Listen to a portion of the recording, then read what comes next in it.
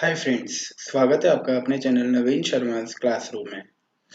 आज हम लेकर आए हैं आपके लिए सी लैंग्वेज प्रोग्रामिंग का एक और सेशन और करते हैं आज के सेशन की शुरुआत और चलते हैं हमारे software turbo C plus plus पर।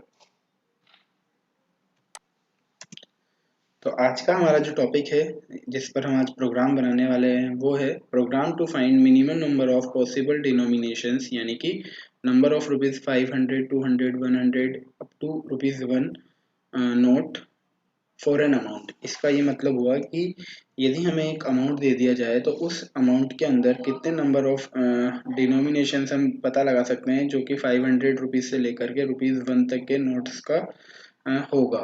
तो बेसिकली यहाँ पर जो हमें आज का प्रोग्राम बनाना है वो आप समझ गए होंगे और इसी चीज़ को ध्यान में रखते हुए हम शुरू करते हैं आज का हमारा प्रोग्राम। सबसे पहले हम हमारी हेडर फाइल्स इंक्लूड कर लेंगे और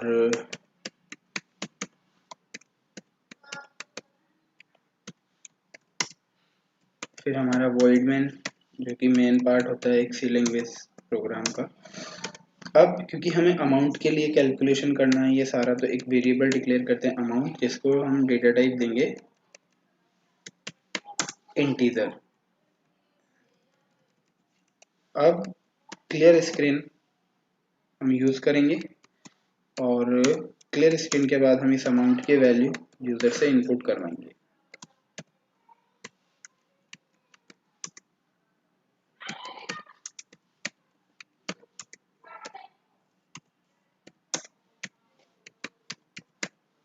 जैसा कि आप देख रहे हैं मैंने टाइप किया message enter the value of amount. फिर स्कैनएफ मैंने यहाँ पर दिया और स्कैनएफ में %f पास करके कॉमा एम्परसेंड अमाउंट यहाँ मैंने दे दिया है। अब हम क्या करने वाले हैं, हम ये पता लगाने वाले हैं कि पर्टिकुलर अमाउंट में मिनिमम नंबर ऑफ रुपीज़ 500, 200, 150, 20, 10, 5, 2 और 1 के कितने नोट्स पॉसिबल हैं, यानी कि कितना डिनोमिनेशन है। तो हमें एक तरीके का ये कॉम्बिनेशन पता लगाना है। तो इसकी शुरुआत हम करते हैं रुपीज़ 500 से और उसके लिए हम एक वेरिएबल यूज़ करेंगे यहाँ पर नोट 50 नाम से। और मैंने यूज़ किया नोट 500 क्योंकि हम नोट 500 के डिनोमिनेशंस में जा रहे हैं और इसको हम एक कंडीशन के तौर पे लेंगे कि इफ अमाउंट, सबसे पहले तो हम ये चेक करेंगे कि 500 के लिए अगर हमें चेक करना है तो if amount is greater than 500 और इक्वल टू 500। अगर ऐसा है तो हम जो वेरिएबल की बात कर रहे थे नोट 500 हमने वो लिया और उसकी वैल्यू में हमने क्या असाइन करवाया, यहाँ पर अमाउंट को असाइन करवाया 500 से।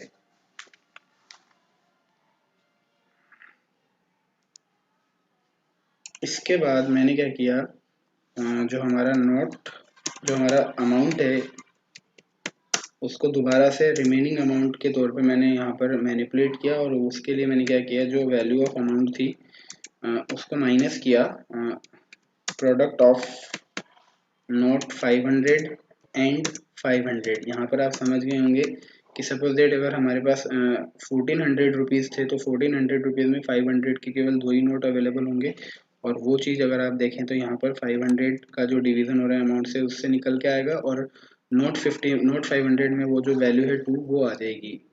फिर हमने क्या किया, 1400 जो अमाउंट की वैल्यू थी उसमें से माइनस कर दिया 2 मल्टीप्लाइड बाई 500 यानी कि 1000 को, तो रिमेनिंग अमाउंट हमारे पास बचेगा 400 रुपीज़। तो सेम कैलकुलेशन जो हमने अभी यहाँ पर की है ₹500 डिनोमिनेशन के लिए, वही कैलकुलेशन अब अपन जो बाकी के नोट्स हैं उनके लिए भी करेंगे और उसके लिए हमें यूज़ करना पड़ेगा सेम स्टेटमेंट, कंडीशनल स्टेटमेंट। 500 के बाद अब बारी आती है 200 की। तो आप देखते हैं कि यहाँ पर 500 की जगह अब हम एक नया वेरिएबल काम में लेंगे 200 और is equal to amount divided by 200। फिर amount is equal to amount minus note 200 multiplied by 200।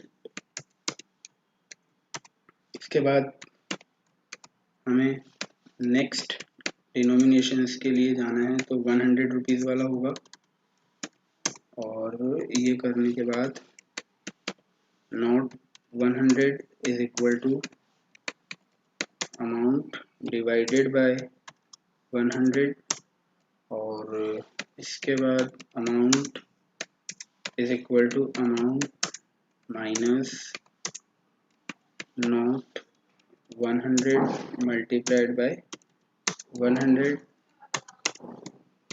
और ये काम हम कंटिन्यू रखेंगे ₹1 तक, ताकि हमें पता चल जाए कि पॉसिबल कॉम्बिनेशंस क्या क्या बन सकते हैं फॉर पर्टिकुलर अमाउंट जो हम इनपुट करेंगे।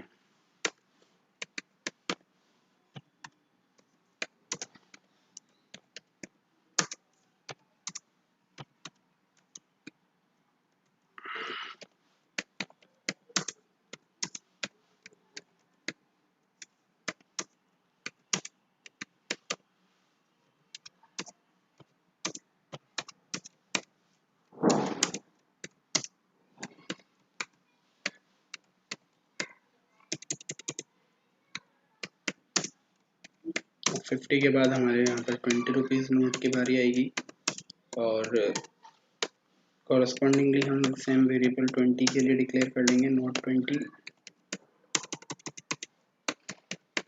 अमाउंट डिवाइडेड बाय 20, फिर amount is equal to amount minus note 20 multiplied by 20, फिर हमारा नेक्स्ट अमाउंट जो आएगा वो 10 के लिए हमें चेक करना है कि क्या उसकी वैल्यू 10 से ज़्यादा है कि नहीं, तो वो भी हमने किया। फिर note 10 is equal to amount divided by 10, और amount is equal to amount minus note 10 divided multiplied by 10,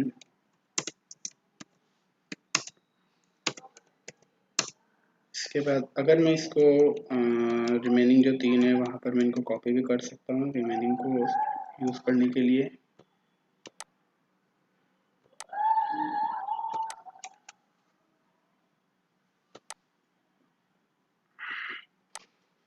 ये मैंने कॉपी किया। सबसे पहले जो बचा हुआ था वो हमारा ₹5 का था, तो मैंने यहाँ पे 5 लिया।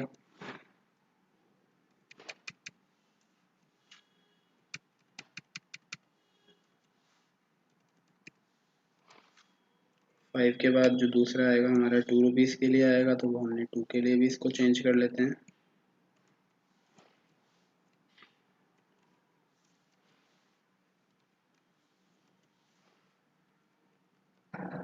फिर हमारा लास्ट वाला 1 के लिए बचेगा।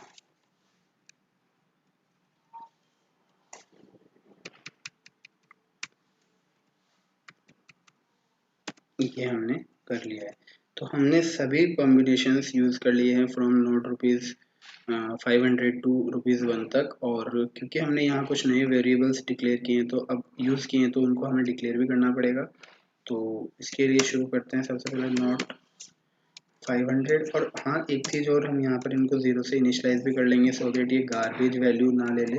गार्बेज वैल्यू का मतलब होता है कि कोई भी अनवांटेड वैल्यू ये स्टोर ना कर ले, जिसकी वजह से हम इसको 0 से इनिशलाइज कर लेंगे during the declaration process of these variables. फिर नोट 100 के बाद हमारा आ जाएगा नोट 50, उसको हमने 0 से इनिशलाइज किया। फिर नोट 50 के बाद हमारा आ जाएगा नोट 20, उसको हमने 0 से इनिशलाइज किया। नोट 20 के बाद हमारा आ जाएगा नोट 10, उसको हमने 0 से इनिशलाइज किया।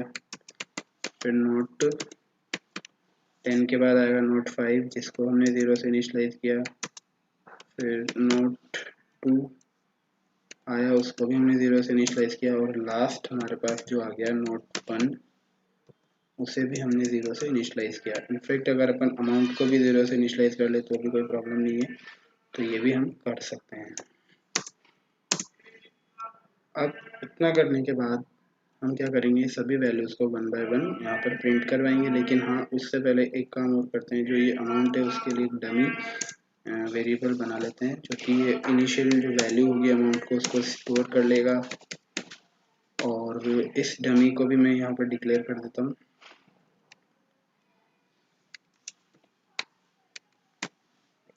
इंटीजर टाइप से, और इसको भी 0 से इनिशियलाइज कर देता हूँ। अब हमें कुछ नहीं करना, सिर्फ प्रिंटिंग करनी है स्टेटमेंट 1 बाय 1। तो थोड़ा सा प्रिंटिंग का हमें देखना है कि कैसे हम प्रिंट करवाते हैं स्टेटमेंट्स को।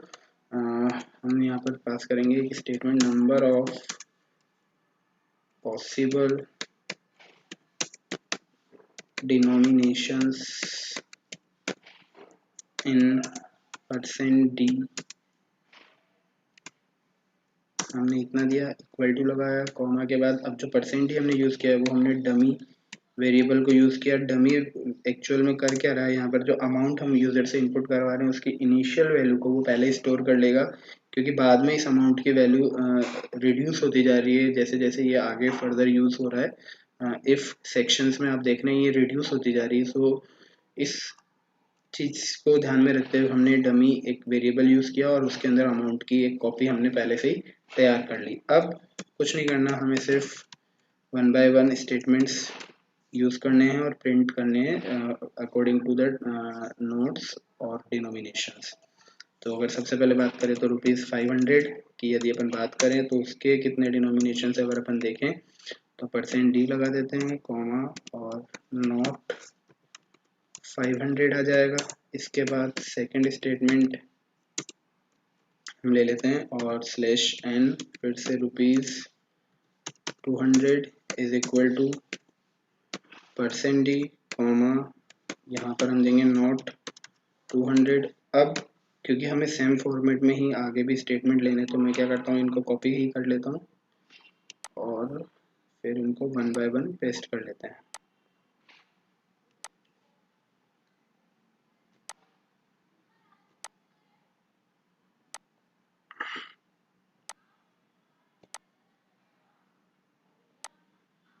अब 200 के बाद हम शुरू करते हैं हमारा 100, फिर 100 के बाद हम लेंगे 50। इस स्टेटमेंट को हम अलाइन कर देते हैं प्रॉपर्ली, और 50 के बाद हमारी जो अमाउंट आएगी वो आएगी 20। 20 के बाद जो हमारी अमाउंट आएगी वो 10 हो जाएगा, और 10 के बाद जो हमारा अमाउंट बनेगा वो होगा ₹5 का, फिर हमारा आएगा ₹2 का।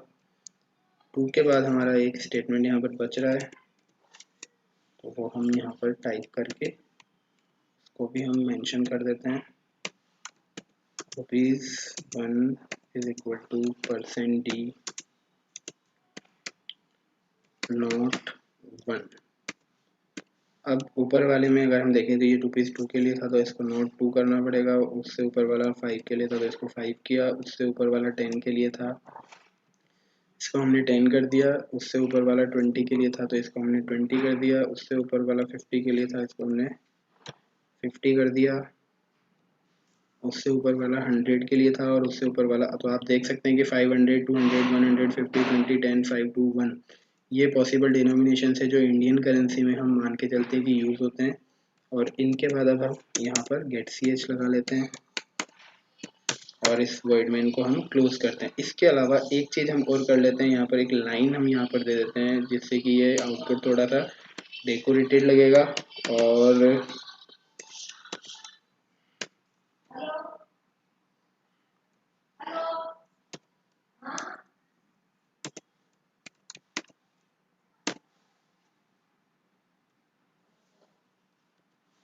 अब हम एक बार इस प्रोग्राम को सेव कर लेते हैं और फिर इसको हम रन करेंगे।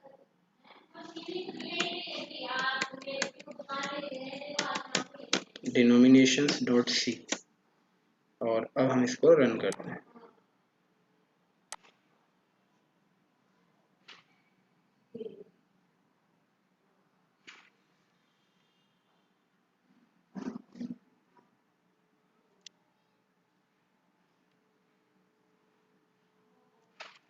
यहाँ पर अमाउंट का जो डेटा टाइप है वो मैंने इंट लिया है, बट ये f मेंशन कर दिया फ्लोट के पर्पज से, तो वो गलत है।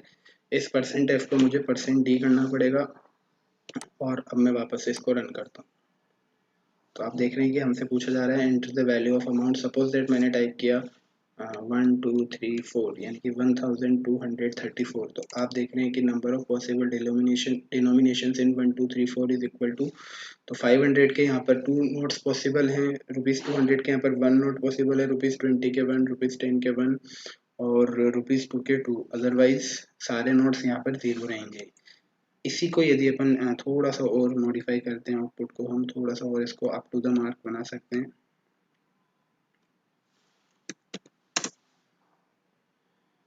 और अब मैं अगर अमाउंट फिर से चेंज करूँ तो देखते हैं हमारे पास आउटपुट क्या आता है, 2567। तो आप देख रहे हैं कि 500 के इस अमाउंट में 500 के 5 नोट्स पॉसिबल हैं, 50 रुपीज़ का 1 नोट पॉसिबल है, 10 का 1 है और 5 और 2 का 1 है। तो जैसे जैसे हम अमाउंट चेंज करेंगे ये डिनोमिनेशंस भी अपने आप चेंज होते चले जाएंगे, और ये minimum number of possible denominations है इन अ पर्टिकुलर अमाउंट। और डिनोमिनेशंस की यदि अपन बात करें तो इसका मतलब यही हुआ कि कितने हम उसको टुकड़े कर सकते हैं पर्टिकुलर अमाउंट के, जो इंडियन करेंसी में डिनोमिनेशंस हम यूज़ करते हैं उसके अकॉर्डिंग।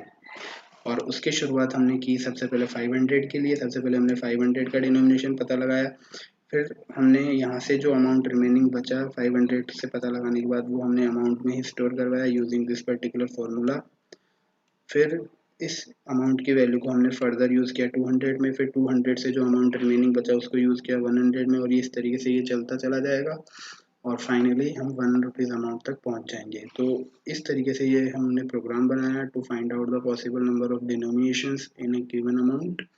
आई होप आप लोगों को ये समझ में आया होगा, और इसी के साथ हम जो हमारा सेशन है वो वाइंड अप करते हैं। So thank you so much, have a nice day, good bye.